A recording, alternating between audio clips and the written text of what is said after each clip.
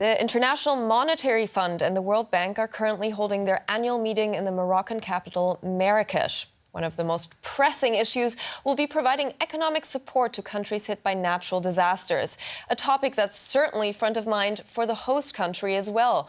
Morocco is struggling with a water crisis. The country has suffered 5 consecutive years of droughts. Now, cutting-edge irrigation technologies are helping to reduce water waste. Loans worth billions of dollars provided by the World Bank are helping to fund the technology. Morocco has to deal with the fact that it has less and less water. Agriculture is the North African country's most vital industry. That's why the country is now investing in cutting-edge irrigation systems. The World Bank is helping Morocco with hundreds of millions in loans. But is that really the solution? And what effect has the recent earthquake in September had on the country? The Dukkala region in the northwest is actually rich and fertile. But climate change has led to less rainfall. In our culture, we used to use irrigation techniques based on water canals. Now the canals don't work anymore as too much water is wasted. With the help of modern irrigation techniques like drip irrigation, almost none is wasted. The World Bank initiated a project in the Dukkala region in 2009. With the local irrigation program, the farmers have control over the irrigation process. The production process has intensified at the crop level and also at the productivity level. It's something tangible. There's an increase in yield, which farmers talk about a lot. It has that effect on all crops.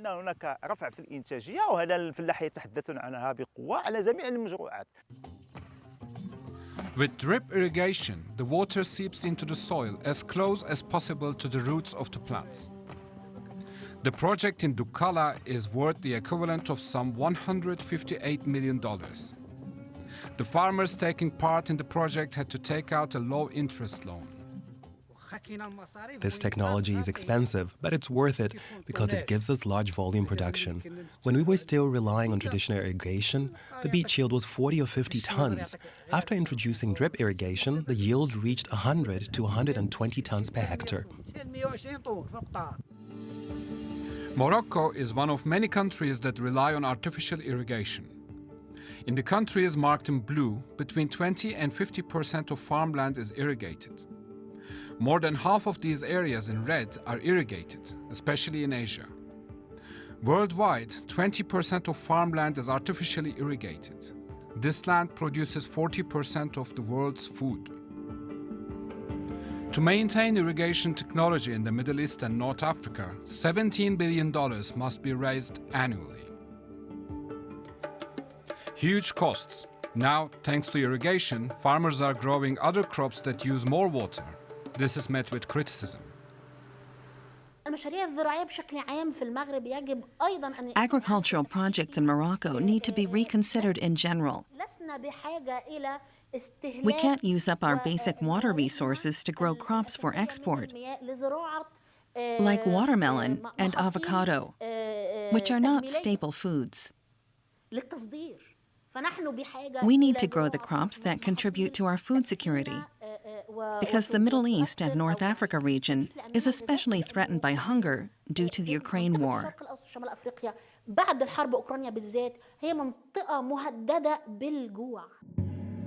September 8, 2023. An earthquake rocked El Haus province, some 40 kilometers from the city of Marrakech and 200 kilometers from Dukkala. The earthquake claimed over 2,900 lives. But according to experts, the earthquake didn't affect the World Bank's irrigation project.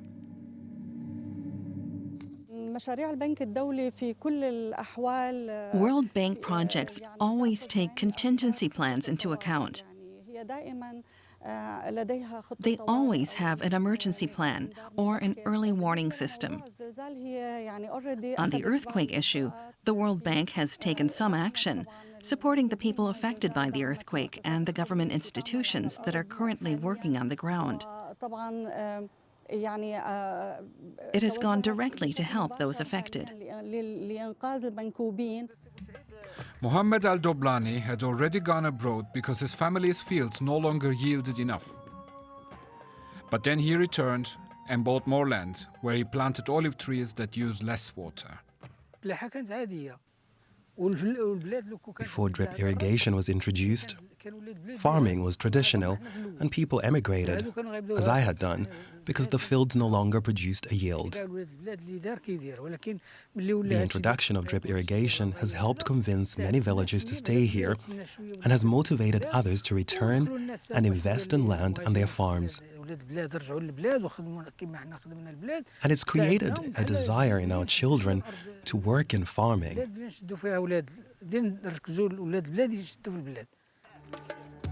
Even with drip irrigation, agriculture remains Morocco's biggest water consumer. Groundwater supplies are becoming scarcer. So modern irrigation technology and the World Bank project are only temporary solutions for Morocco's farming industry. Besides the African continent, international lenders will also focus on Ukraine.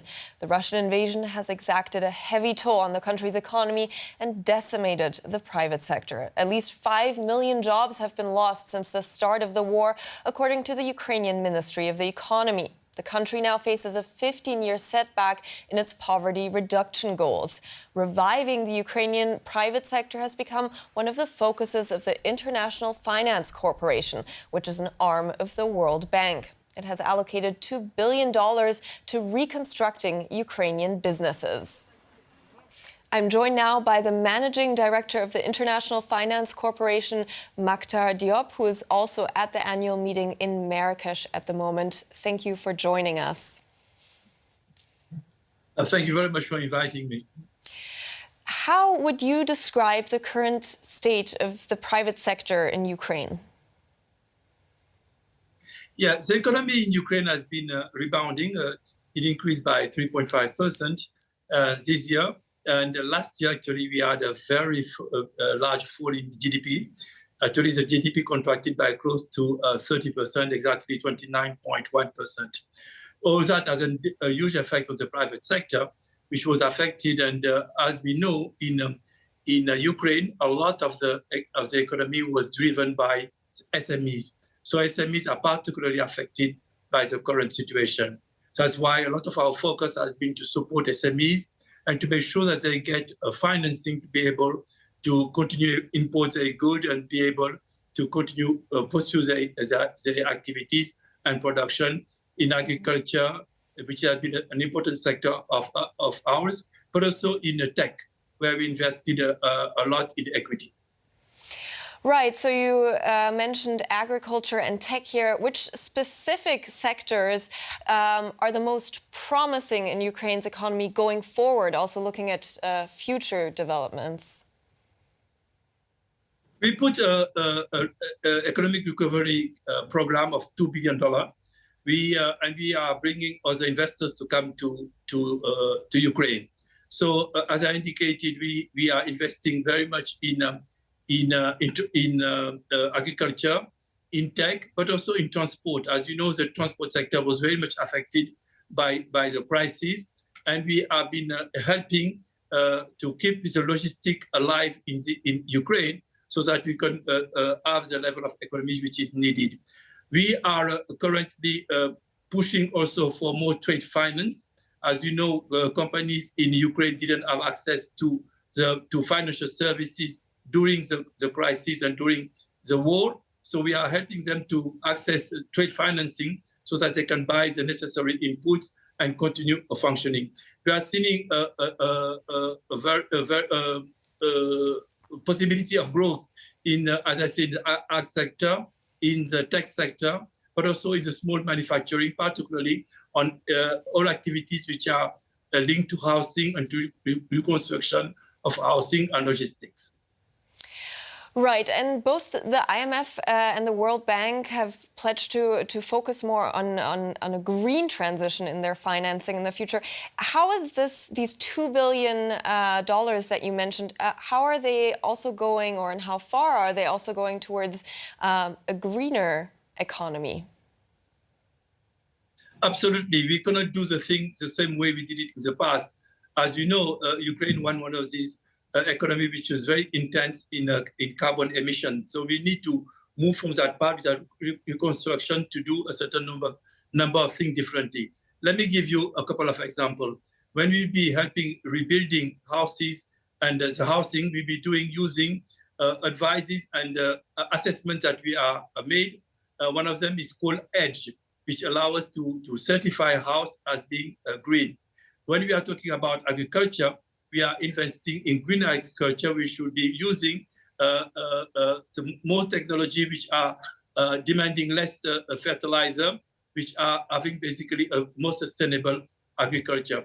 And lastly, when we are talking about electricity, we are pushing more and more for renewable energy, which is the way we will be able to help the new Ukraine economy to be much less polluting and much greener. Right, that sounds very promising, but at the end of the day, fighting is still going on in Ukraine as we speak. 6 million Ukrainians have left the country, many of them also leaving their jobs behind. How do you realistically, already now, reconstruct an economy that's still in the midst of a war?